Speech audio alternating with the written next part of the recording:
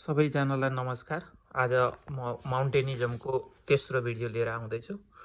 मैले यहाँ अब यो माउन्टेनिजम मोडलले कसरी ठुलो फड्को मारेर आर्थिक विकास गर्न सक्छ।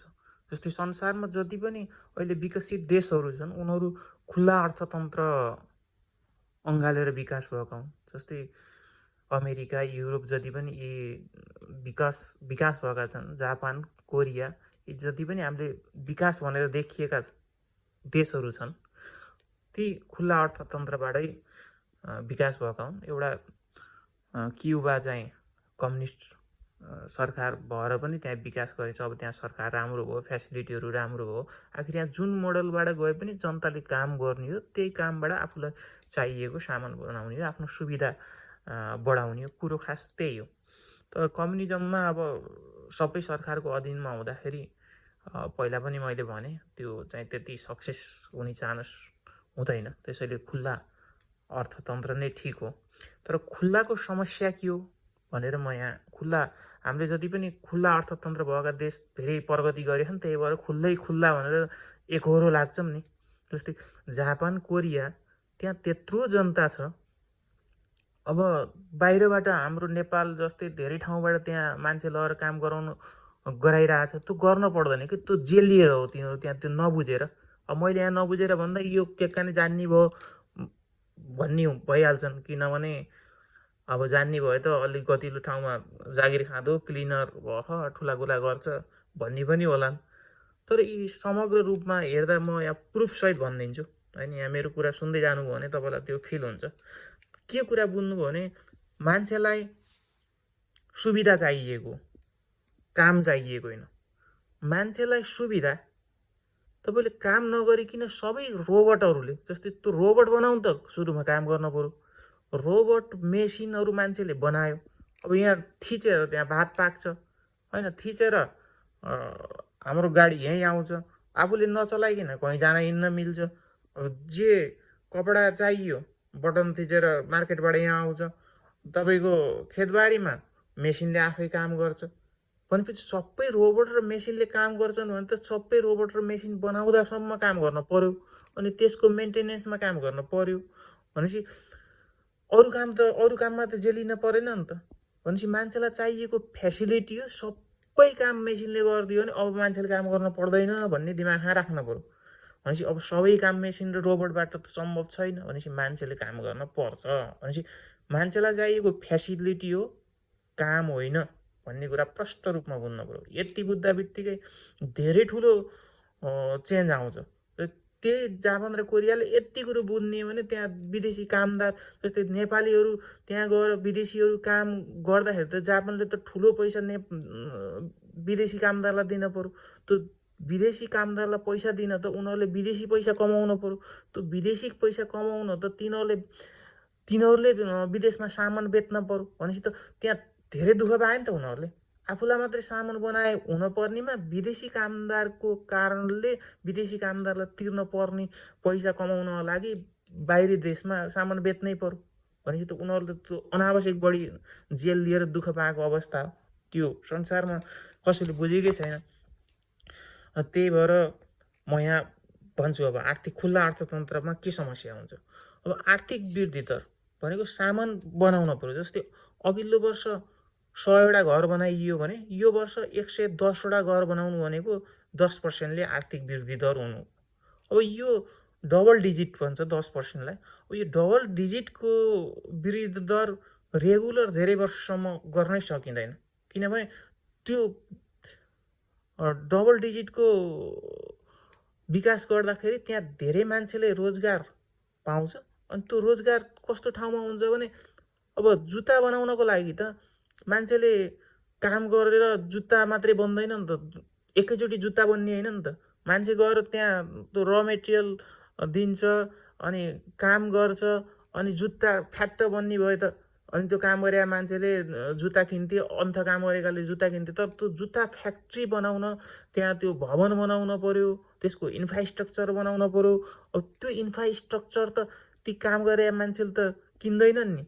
भनेपछि त्यो बनाउँदाखेरि उनीहरूसँग पैसा हुन्छ। त्यो पैसाले चाहिँ अब अन्य रेगुलर वस्तुहरूको डिमान्ड हाई हुन्छ। त्यो डिमान्ड हाई हुँदा बित्तिकै अनि व्यापारीले कमाउने बेला यही हो भन्दा इन्फ्लेसन, त्यो महँगी बढ्छ, इन्फ्लेसन हुन्छ। इन्फ्लेसन हुँदा बित्तिकै त धेरै समस्या हुन्छ। इन्फ्लेसन हुँदा बित्तिकै तल्लो लेभलमा बसेर काम गर्ने कर्मचारी अप्ठ्यारोमा पर्छ, त्यहाँ काम गर्दा गर्दै गरिब हुने अवस्था हुन्छ। त्यही माथि इन्फ्लेसन बढ्दा बित्तिकै छिमेकी देशबाट सामानहरू आउन थाल्छ र अनि त्यहाँ प्रब्लम क्रिएट हुन्छ।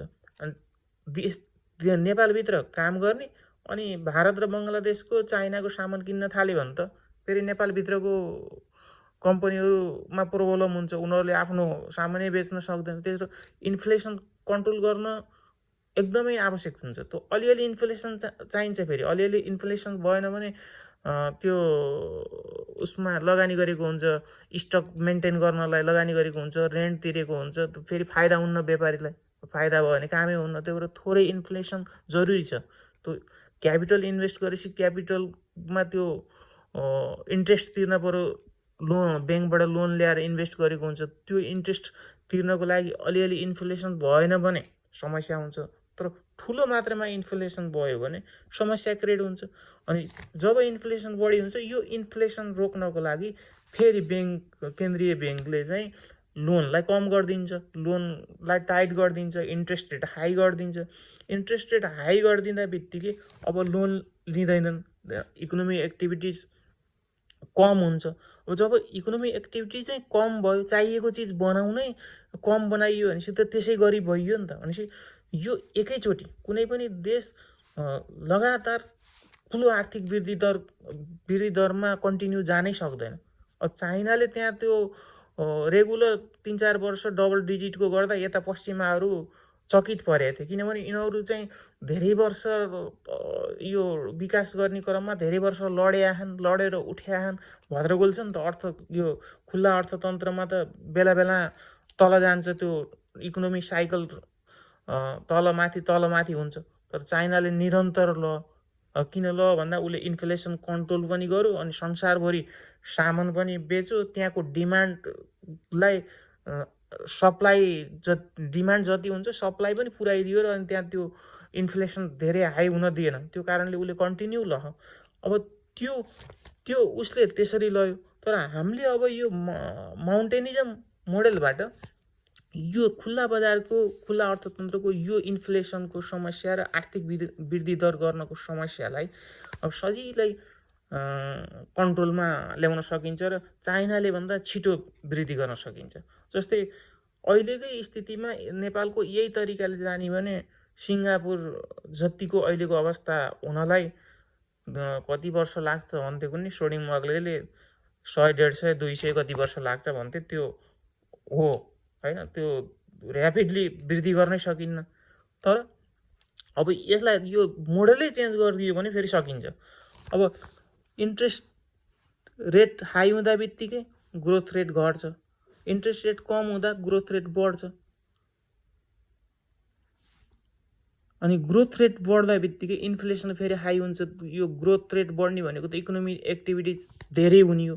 इकोनोमिक एक्टिभिटी धेरै हुँदा बित्तिकै मान्छेले धेरै काम पाउँछन्, डिमान्ड हाई हुन्छ। डिमान्ड अब खुल्ला अर्थतन्त्र भनेकै मान्छेले आफ्नो सामान आफ्नो स्वविवेकले मूल्य राखेर बेच्न पाउने अधिकार हो।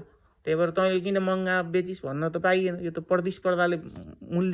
प्रतिस्पर्धाले तय हुन्छ भन्ने मान्यता राखिएको हुन्छ। यसले गर्दा यो समस्यामा जगेडिएर अब आर्थिक वृद्धि दर हुनै सक्दैन। त्यही भएर मान्छे गरिब हुन बाध्य हुन्छ। अब हामीले यो माउन्टेनिजम मोडेलमा अब यो सबैलाई ठ्याक्कै कन्ट्रोलमा आउँछ। अब बेसिक प्रडक्ट्स होइन, मान्छेलाई जे बेसिक कुरा हो, मान्छेलाई स्वास्थ्य, शिक्षा, खानी पानी, अब जति पनि छन् नि युटिलिटिज, अब सामान्य सुविधाका घर, 50-60 लाखका घर, यी सबै चिजहरू अब हामीले यो माउन्टेन कोअपरेटिभ मोडलबाट सबैसँग पैसा उठाएर प्रड्युस गर्छौँ। अब यो यस्तो प्रड्युस गर्छौँ कि ऱ्यापिडली। अब यो प्रड्युस गर्दाखेरि हामीलाई इन्फ्लेसनको डर हुँदैन। किनभने हामी नै यहाँ सेयर होल्डर हो, हामी नै यहाँ कस्टमर हो, हामी नै कामदार हो। यो प्रोडक्ट्सको प्राइस राख्ने अधिकार पनि हाम्रै हुन्छ भनेपछि त्यो डिमान्ड बढ्यो भनेर यहाँ प्राइस बढाउन पनि जरुरी छैन भनेपछि त हामीले त जति पनि गर्न सकियो कि त्यो यहाँ जति पनि खुल्ला अर्थतन्त्रमा परेको समस्या अघि मैले बताएँ त्यो इन्फ्लेसनले गर्दाखेरि लोन धेरै इस्यु गर्न सक्दैन अनि अर्थतन्त्रलाई कन्ट्रोल गर्न लोन घटाउन पर्छ इन्ट्रेस्ट रेट हाई गर्न पर्छ भनेर जुन ती समस्या थियो खुल्ला अर्थतन्त्रका यहाँ ठ्याक्कै आएर रोकियो। अब यो लग्जरियस प्रडक्ट जुनसुकै मोडलबाट जाओस् अब 50 लाख पर्ने कारलाई 60 लाख परेर मान्छेलाई खासै फरक पर्दैन कि त्यो त्यता ती लग्जरियस गुड्सको चाहिँ इन्फ्लेसनले टोटल इकोनोमीलाई तल्लो वर्गका मान्छेलाई खासै त्यो गरिबतिर धकेल्ने समस्या हुने केही नै हुन्न। यो अलिकति लग्जरियस गुडहरू अलिकति महँगो भए पनि ती महँगामा धेरै इन्कम हुने मान्छेहरूले किन्ने हो त्यो केही फरक पर्दैन। तर बेसिक प्रडक्ट्सको प्राइस चाहिँ हाम्रो कन्ट्रोलमा हुन्छ त्यसले गर्दा हामीले जति पनि आर्थिक वृद्धि दर हासिल गर्न सकिन्छ। अब यो खुला त अर्थतन्त्रको मोडलमा गइयो भने हामी त्यही सोनी मोगलेले भने जस्तै 200-300 वर्ष लाग्छ सिङ्गापुर हुन। तर यो बेसिक प्रडक्ट माउन्टेन कोअपरेटिभ मोडलबाट लग्जरियस चाहिँ कुनै पनि मोडलबाट उत्पादन गर्ने मोडलबाट गइयो भने अब ठ्याक्कै सिङ्गापुर त होइन 25-30 वर्षमा नेपाल संसारकै राम्रो व्यवस्थित गराउन सकिन्छ किनभने अहिले त्यहाँ भद्रगोल छ। अब त्यहाँ यो मोडलबाट जाँदा बित्तिकै त हामीलाई के चाहिएको ठ्याक ठ्याक ठ्याक ठ्याक त्यो काम गरिन्छ अनि मान्छेले काम पाउँछ काम नपाउनेले फेरि बेरोजगार भत्ता पाउँछ अनि काम गर्न चाहन्छ काम कम छ भने काम बाँडेर गरिन्छ। अब यो लग्जरियस प्रडक्ट्स गर्न पनि फेरि मान्छे सबै यो गर्नलाई पनि यो बेसिक प्रडक्टमा पनि अरू इन्डिभिजुअलले नि गर्न पाए उसको अधिकार हनन हुँदैन अनि यो लग्जरियस प्रडक्टमा नि कोही पनि मान्छेले गर्न पाए यसमा पनि कसैको अधिकार हनन हुन्न। आफ्नो प्रतिभा आफ्नो खुबी देखाउन पाउन पनि सक्यो यो मोडलमा र मूल्य नियन्त्रण गरेर जति पनि आर्थिक वृद्धि दर अगाडि बढाउन पनि यहाँ सकियो। यसले गर्दाखेरि यो एकदमै बेस्ट हुन्छ। अब यो भनिरहँदा मैले हिजो बैंक इन्सुरेन्स मिडिया यसलाई चाहिँ किन तपाईँले यो बैंक इन्सुरेन्स मिडियालाई चाहिँ किन त्यस्तो टार्गेट गरेर यो बैंकलाई चाहिँ केन्द्रीय उसमा अनि यो इन्सुरेन्सको नयाँ तरिका ल्याउनु भयो भनेर यहाँ क्वेसन पनि सोध्नु भयो। यो बैंक भनेको आफैमा प्रोडक्टिभ होइन यी तीनटै चाहिने चिज हुन् हैन। मिडिया पनि चाहियो सूचित गर्न पर्यो जनतालाई हैन खबरदारी गर्न पर्यो मिडिया चाहियो। इन्सुरेन्स पनि चाहियो कसैलाई दुर्घटना हुन सक्छ के हुन सक्छ आपत पर्दाखेरि त्यो लसलाई कभर गर्न इन्सुरेन्सको कन्सेप्ट हो यो पनि चाहियो। बैंक यो पैसालाई म्यानेज गर्न बैंक चाहियो। अब यी चिज चाहिए तर यी चिजमा जति धेरै खर्च भयो त्यति धेरै महँगी बढ्ने हो हैन। बैंकमा लगानी गर्ने र बैंकमा डिपोजिट गर्ने धनी मान्छेहरूको धेरै पैसा हुन्छ। यो बैंक इन्ट्रेस्ट रेट हाई हुँदा बित्तिकै सामानको मूल्य बढी पर्ने अनि यहाँ डिपोजिट गर्ने मान्छे धनी हुँदा यो धनी झन् धनी गरिबलाई उता मर्का पर्ने हुन्छ।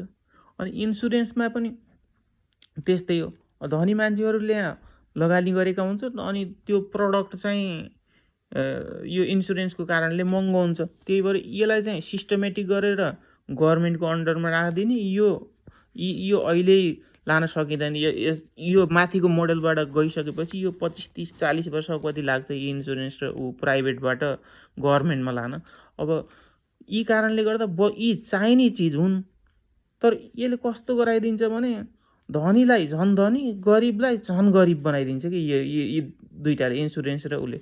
अब मिडिया पनि के हो भने मिडिया चाहिन्छ तर अब यो बेसिक यो माउन्टेन कोअपरेटिभ मोडलबाट मिडिया चलायो भने भरपर्दो हुन्छ।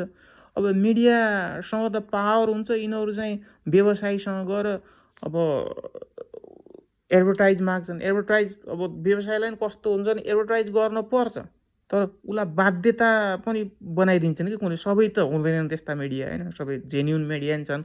व्यवसायीले आफ्नो आवश्यकताले विज्ञापन दिनु छुट्टै कुरो तर प्रेसरमा एक किसिमको अब नदिए चाहिँ यसले चाहिँ मेरो अलिकति खराब नेगेटिभ चाहिँ केही छाप दिने हो कि नेगेटिभ प्रचार गरिदिने हो कि भन्ने डर हुन्छ नि त।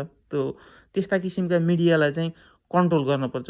यो डरको किसिमले व्यवसायीसँग एडभर्टाइज लिँदाखेरि व्यवसायले आखिर यहाँ उठाउने त कस्टमरबाट हो। उसले व्यवसायले त त्यो मिडियालाई दिएको खर्च त आफ्नो प्रडक्टको प्राइस हाई गर्छ। यसले गर्दा मार कसलाई पर्छ? गरिबलाई पर्छ, तल्लो लेभलका काम गर्नेलाई पर्छ। अब यो मिडियामा जति पनि मान्छे छन् यिनलाई त यतै काम लगाउन सकियो। उनीहरूले यो प्रडक्सनको रन गर्दा, डिस्ट्रिब्युसनको रन गर्दा जति पनि काम पाउँछन्, जति पनि अगाडि बढ्न सक्छन्। त्यही भएर मिडियालाई पनि यो मोडलमा लैजाउँ।